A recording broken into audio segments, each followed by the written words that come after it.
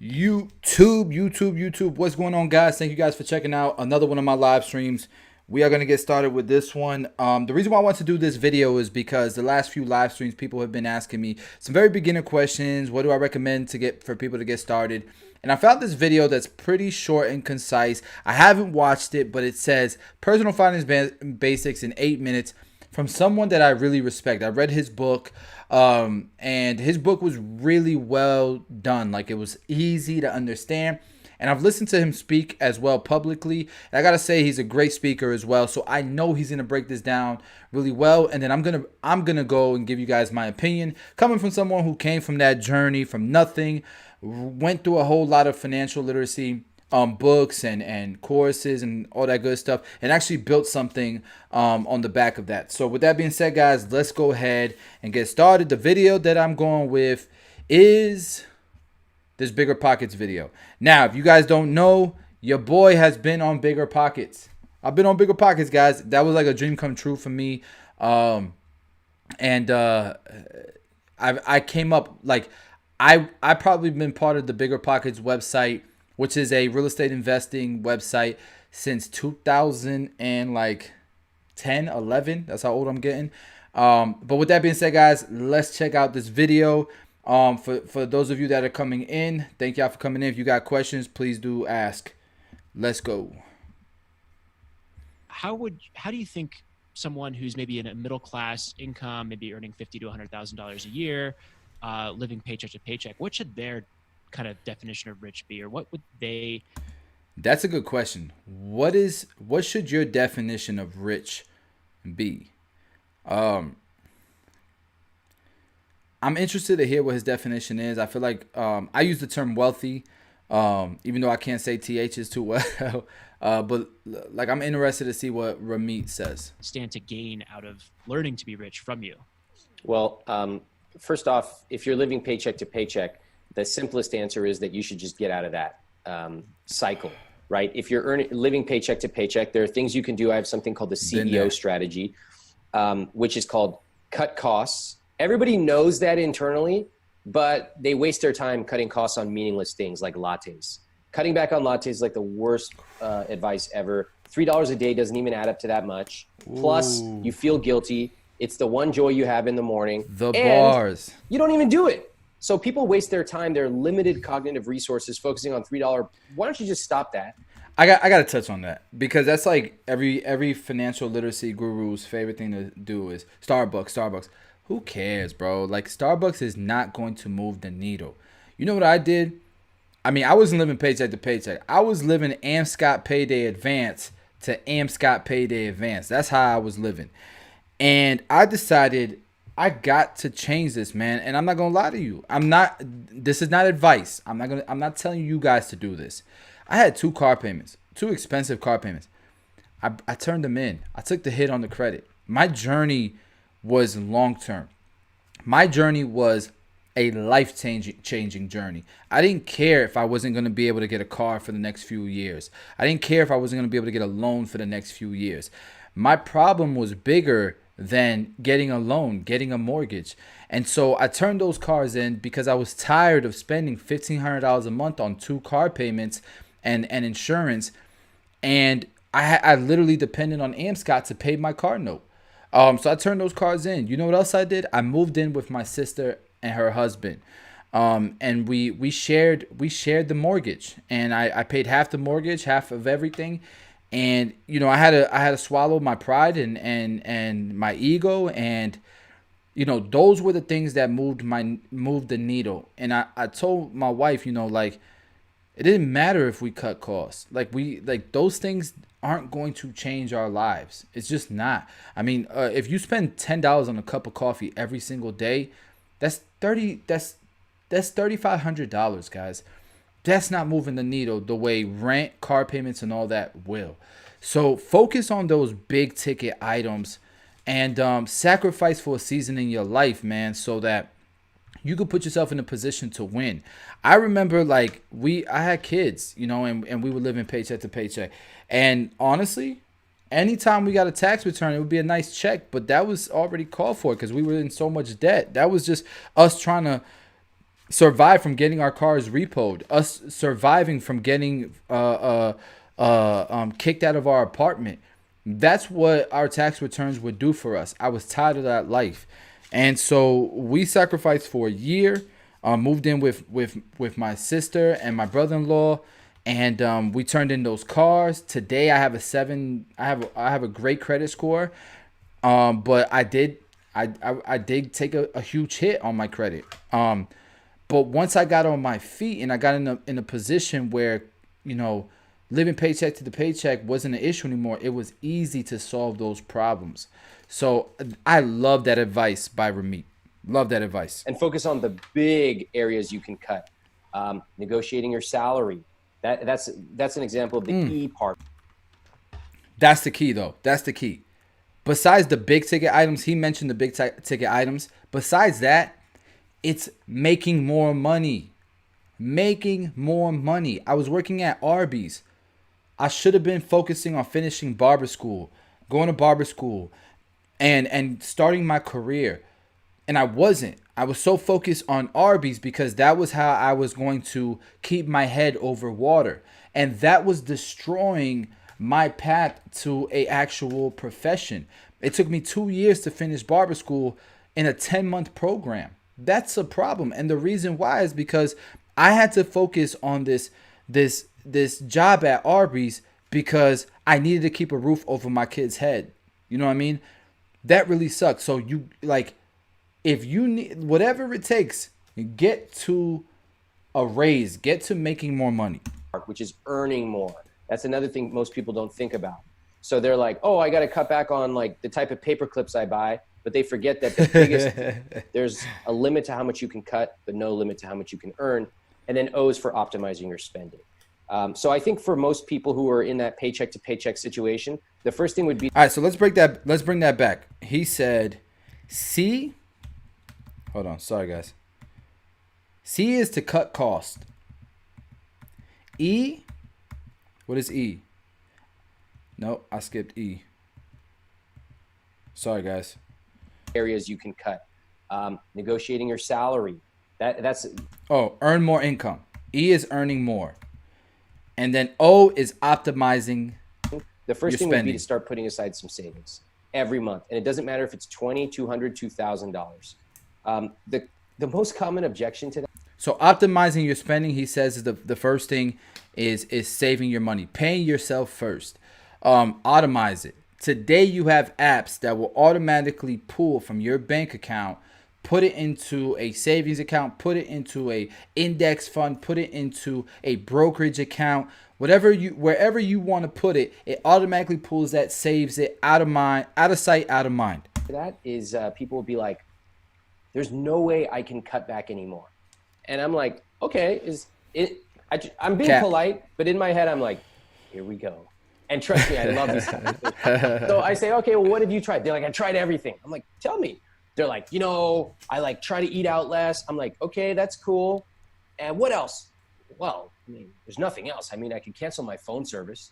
They went from eating out less to canceling their phone service. Like that's the extent of the thought that's gone into it. So there are things that can be done that are on a big scale. There are also things like calling up the subscriptions and using the scripts in my book, literally negotiating your fees down.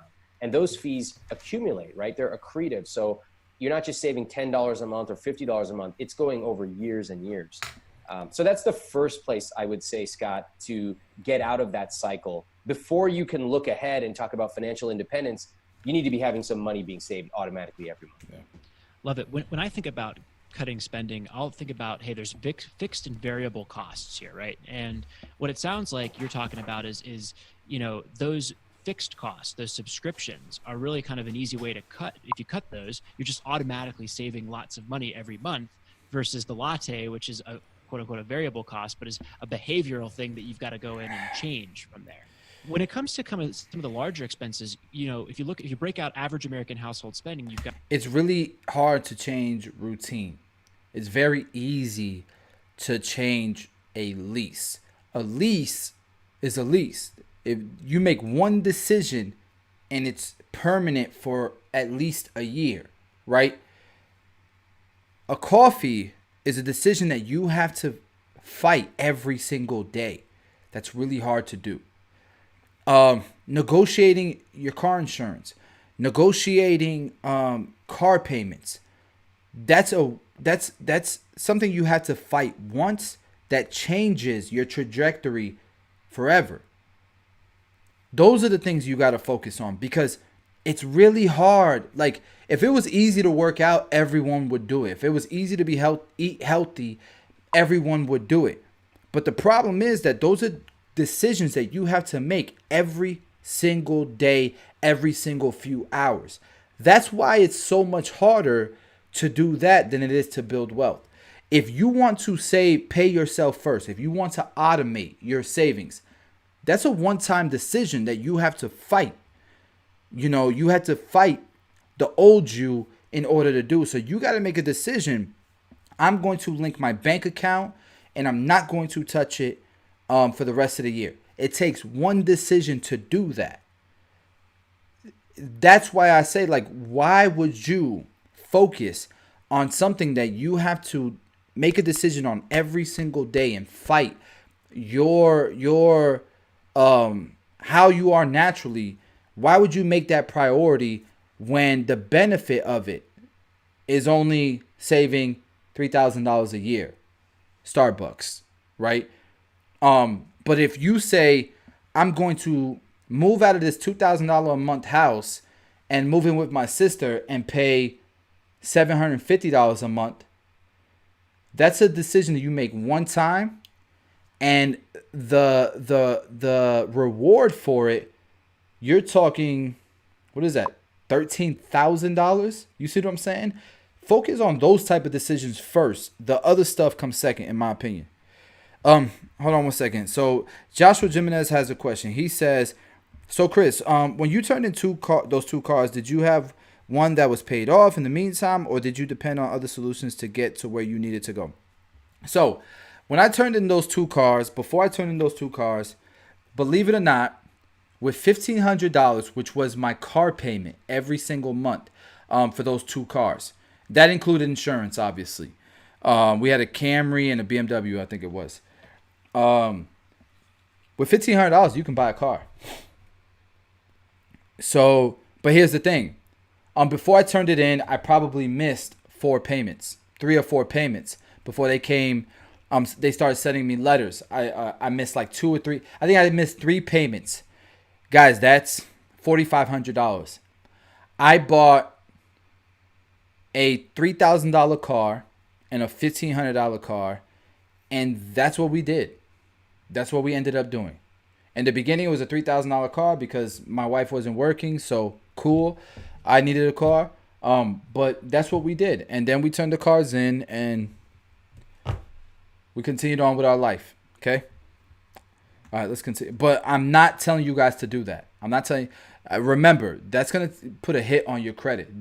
That's something that's going to affect your life for years. You understand what I'm saying? So I'm not telling you to do that. It depends on where you are in your life, and I don't know where you're at in your life. So please don't, just take my advice, because it's not advice. I'm just sharing with you guys the things that I did in my lifetime. All right, let's continue. Got 33% of that spending is in house, living expenses, the mortgage, the rent, all that kind of stuff, housing. Then you've got another 17% at transportation, and the next 13% is going to be food. It's sad that I know these statistics off the top of my head, but that's, I guess. But here's the thing. I don't understand why he brought up food, because if you're broke, I was broke. I was getting like $700 something a month in food stamps. Like, people always bring up food, and it's interesting to me. It's crazy to me because people act like there isn't government assistance for stuff like that. If you're really broke, you can go get food stamps, and you should get food stamps. I pay taxes now. I pay a lot of taxes now. I'm in a position in my life where I'm lucky enough that I can actually pay a lot of taxes. And people say, oh, I don't want to pay taxes. I don't pay. That's a good problem to have, because there's another problem. You need stimulus. You're depending on a tax return. And I've been on that side as well. if you're in a position where you pay a lot of taxes, it's because you paid a lot of money. I mean, you made a lot of money. And so what I tell people all the time is, listen, I've made a lot of money. I pay taxes. The government does a lot of stupid stuff with the money that I spent that I pay them in taxes. If I know it's going to somebody that needs it, swallow your pride and go get those damn food stamps. Go get them. I did. I was a person who benefited from that program. And now I'm a person who's able to put into that program, and I'm proud of that. That's a program I'm proud of, especially if you need it. So go get it. So get that out your budget. Let's go ahead and get food stamps if you qualify. But let's continue. Here. When you think about it, do you have any advice on those three big categories for cutting those out? I do. And first of all, I love that you know those offhand. Listen, anyone listening to this podcast, and certainly if you're interviewing, you're kind of a weird nerd. Okay, all of us are weird. Let's just admit it. If you guys are if you know the difference between a Roth 401k and you're a weirdo. So we're all in good company here. I think that I really like to be conservative on the big items. So I have something I call the tripod of stability. And for me, I really want to be stable in where I live, my employment, and my relationships. Just like pure stability. As an example, I moved to New York 10 years ago. I've lived in the same apartment ever since. My net worth has increased during that time, but I stayed. I'm perfectly happy. It's a great place. I'm good. My computer, 7 years old. It works. It runs. It might sound like an airplane, but it works. But what that does, being conservative in those areas, allows me to be very risk-seeking in others. It allows me to invest aggressively. It allows me to take risks with my business, and also to honestly just splurge on the things that I love. So I would say that if most people actually followed a few simple formulas when it came to their spending, they would be in really good shape. Here's some simple formulas I have. I want to have a 1-year emergency fund, cash. That's a little bit more aggressive than most, but I like it. I want to have a no debt policy overall. And if I do use debt, it would be maybe for a house. And if so, I would start with 20% down minimum, if not more. And I have several other rules that I use that are very, very conservative. Though if you follow things like 28% of your pay for housing, if you just follow those basic rules, you're going to be in a really good conservative position. What happens is most people overspend on the big things. They forget to account for the phantom costs. And then they wake up one day and they're like, where's all my money? Well, the money you can't find, you spent it 6 years ago in a poor decision you made. Ooh. I love that concept of the 1-year emergency. All right, so I want to cover a few things here.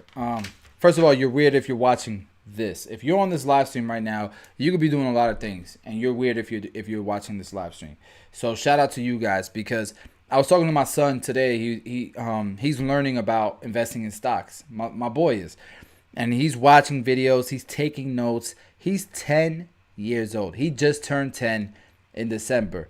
And I'm so proud of him, man. He has a plan. His plan is to learn investing and to make money from chores, and start investing and learning while he's investing using his chore money. But at some point, he said, Daddy, I need to make real money. So once he feels comfortable with investing in the stock market, his next step is going to be producing cash flow. And his answer for that, because he's a kid and he doesn't want to just go work at Publix or something like that, or a supermarket, because he could probably make more money, starting a little business. And he told me, Dad, I'm going to start learning how to code when I feel I'm comfortable with investing. So his next step after learning the stock market is learning how to code. And there's an academy called Code Academy. It's a franchise. You guys could Google it. Matter of fact, let's look it up real quick. Let's look up Code Academy. This is the place that I want to take my son. Codeacademy.com. So is this it? No, this is not it. Hold on. So that's a website. Wow. I might have to. It's not the same. So this is actually a website. Look, they have a kid there learning. I had no idea that was a thing. That's not what I want to do because it's. I feel it's different. Um, I feel it's different when you take your kids to a physical place and they have an actual educator there. So I'm gonna take my kid to the actual store. Because I know that. Oh, is it Code Ninjas? Code Ninjas. That's what it is. Where's it at? No, it's not Code Ninjas. Let's try Code Academy.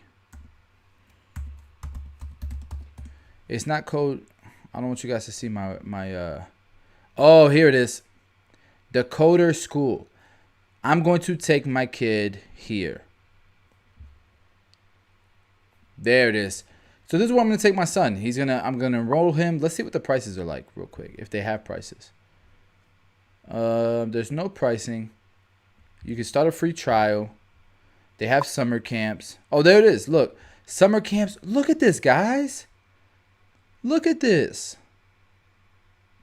You can teach your kid. My son loves Roblox. You can teach your kid how to code in Roblox. Guys, they already love doing this.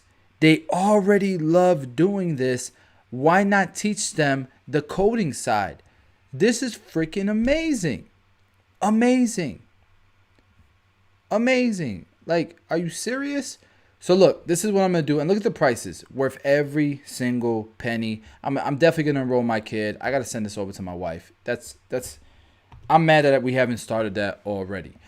So anyways, like, these are things that I told my son, like, bro, you are way ahead of what your father was. Your dad didn't start learning some of the things that you know till he was 22 years old, 23 years old.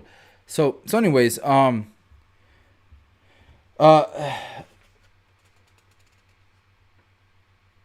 and so, like, risk seeking. One of the things that I liked about what Ramit was saying also was he didn't overspend on frivolous things. So, like, you'll be taught, if you got a lot of money, spend it on things because you don't want to pay taxes.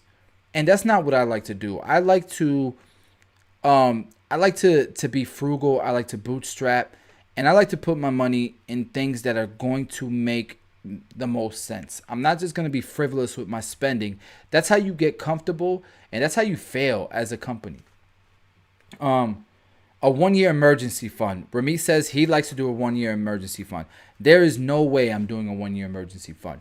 I have 5 credit cards with probably all combined $50,000 worth of credit. I have 3 months in an emergency fund, and I have a high cash flow. And I know that my money, I have a lot of expenses. A lot of them are business expenses. There's no way I'm putting that type of money into the bank and inflation's just going to eat away at it. I'm going to put it in a liquid asset that gives me a return all day. No debt. I disagree with that. I think that somebody like myself who came from nothing, literally nothing, first generation born in America, I have to leverage. I got to leverage if I want to build wealth in this lifetime, if I want to change my family tree.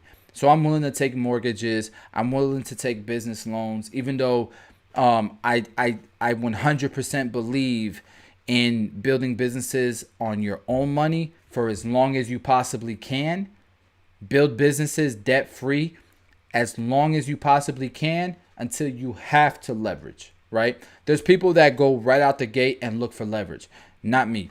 I 100% believe in building a business based off of a great product and a great business and letting it speak for itself and then letting it build itself for as long as possible until you can't do it on your own anymore and you need to find help. Okay? Totally believe in that. And then yeah, so that's it. Let's continue on the video though. 1 year. So somebody asked, what is a 1-year emergency fund? It's 1 year. So an emergency fund is pretty much a fund that you have that'll cover your expenses. So if somebody says a 3-month emergency fund, that means tally up 3 months of your bills and have that in cash in a in a savings account somewhere, just in case something happens, an emergency. He's talking about a year's worth of bills. So if you have $5,000 worth of bills a month, you do that times 12, you're looking at $60,000. That's what he wants in his bank account, in his savings account at all times. Guys, you would have put $60,000 into Apple 5 years ago, that probably would have doubled. You see what I'm saying? Like, it just doesn't make sense to do that. And Apple's not going anywhere anytime soon. So I feel very comfortable doing that as opposed to letting inflation, if you don't know what inflation is, Google it, destroy my savings. So let's continue. Real quick, Lizard said, is gold and silver an example of liquid asset? Yeah, if you're doing it through a brokerage account, if you're buying gold and silver through a brokerage account, you can sell or buy those type of assets in seconds. If you're buying the real physical thing, it's not as liquid. It's kind of like real estate, right? It's going to take time to find a buyer. But if you're doing it through a stock exchange, a brokerage, that's pretty liquid. Yeah. Let's continue. Fund in cash, and that how you applied that thinking to, hey, that allows. And guys, please, if you guys like this, please do smash the like button, share it. You don't have to just share it with barbers or, share it with everyone, because I feel like this is going to benefit a lot of people. I don't know a lot of people that are getting this real with this information, and I'm an open book. Allows me to take risks in other areas and be much more aggressive. So does your investment portfolio reflect a very aggressive outlook, given that you have a large cash cushion there? Is that how you're structuring things? It's actually a backwards bending curve, because once you start off, in general, if you're young, you're slightly more risk seeking. But, Yeah. I always, there's a new billboard that's going around in New York, and it says, be better than average. It's complete. You should actually be average, and you should be happy with it. Oh, be better than average. Like, of course, I want to have a better than average relationship. I want to have a better than average bicep. But actually in investing, you should be perfectly happy with 8% returns. It's great. It's the real problem comes when you try to get 18% returns, and then 16 years from now, Hey, at first I was disagreeing with him, but I actually agree with that. Average returns is great. Focus on cash flow. I mean, I got guys, and we have an investment group, and I love the investment group. Everybody's in different stages in their life. It is really nice to make a few $1,000s every single day and not stress and sleep good at night, right?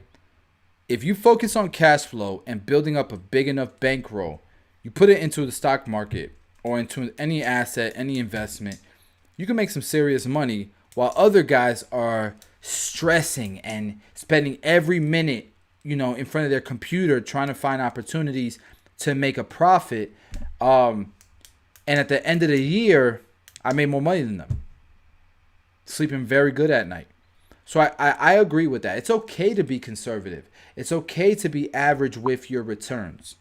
you realize, Don't be average with your work ethic. Don't be average with how much money you make. oh man, I really wasn't as smart as I thought. So the backwards bending part happens as you become wealthier. You actually cut down on your risk. There's a great story about Susie Orman. Hey, Jude, she recommends congrats. people have Congrats. simple index funds, etc. And then one reporter in the New York Times asked I don't her, like Susie Orman. how much do you have? She said, I have about $25 million or so. They said, where do you invest it? She said, I put $1 million in the market and I put all the rest in bonds. And everyone in the personal finance community was outraged. Oh my God. Oh, why would Susie Orman tell everyone bonds? Well, Susie Orman has 24 million. All right, I completely disagree with that. Completely disagree with that. That's too conservative. Million reasons than you to put her money in bonds. She already won the game of personal finance. So once you win the game, you don't have to compete at the same growth levels as other people.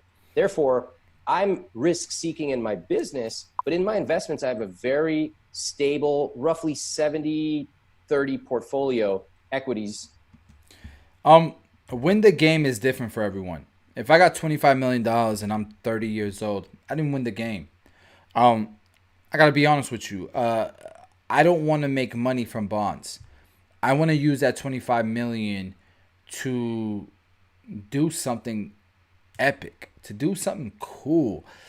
Like, I got one life, you know what I mean? So like, if I got 25 million, I'm in the barber industry, and we built an amazing company within the barber industry, worth a lot of money in my opinion. And we do really well. We get a lot of support from the industry. And because of that support, I feel like I have a responsibility to continue to push our potential. And when you have a high level of potential and people are looking for you to continue to expand on that, $25 million ain't anything. It's nothing. Like, if you want to change an entire industry, and like if you want to change a lot of people's lives, $25 million isn't enough, right? Now, if you want to retire, if you're done and you just want to sit on the couch, sure, you can make a lot of money. You're good with $25 million in bonds.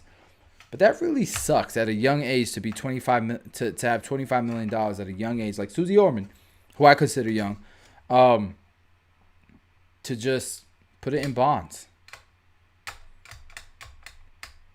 Isn't that kind of similar to like Scrooge?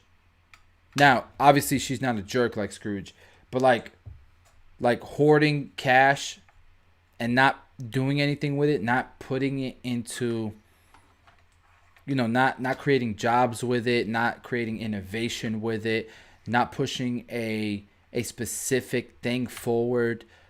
I feel like that's similar, but hey, that's just my opinion. And it is, I wouldn't call it aggressive. I wouldn't call it conservative. It's slightly aggressive. That's it. It's average.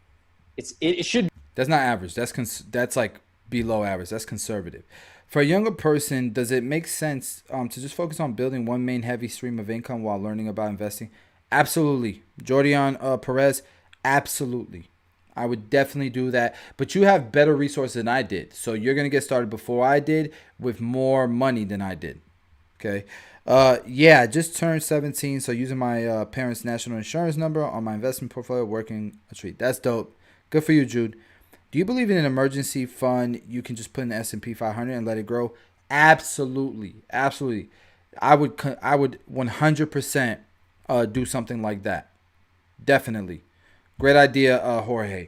Instead of putting it in a savings account or a bank account, put it into the S&P 500, right? That's your emergency fund. It's super liquid. If you need any money, you can sell however much you need to sell in order to pay whatever you need to pay. That's an emergency. But at least you've been making some decent returns, right? The average of the S&P 500. Let's continue. And if you don't know what the S&P 500 is, it is an index. It is like 500 of the best companies in the stock market. And you're pretty much getting the average of those companies' returns. That's what you're getting. You're investing in that. Hopefully I explained it good enough. Be average, exactly.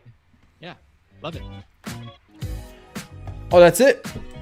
All right, cool, because we're at like 30 minutes already, and I got to end this. Guys, on the online 245 Academy, we are going to be starting a new series called From Napkin to Production. We're going to teach you how to have an idea, draw it on a piece of on a napkin, and we're going to teach you the steps to getting it to production and actually selling that product. So from napkin to 3D rendering, to 3D printing, to a mold tooling, to finding your manufacturer, to getting it to production and having turning your idea into an amazing product that's going to benefit society.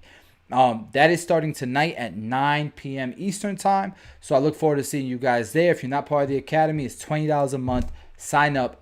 Link is not in my description, but if you go to my Instagram, Bossio Cuts, BOSSIOCUTS, or if you go to my first channel, my main channel, you can go in the description and you'll be able to find that. Guys, I hope you guys enjoy the live streams today. We're going to be doing this every single day. And I hope it's going to benefit you guys. Please do share the channel. This is not just for barbers. This is for people in general. This is for the culture, man. I wanna normalize financial literacy. I want to normalize entrepreneurship. I want to normalize building wealth. So love you guys. I will see you guys tonight in the academy. Have a good night, guys.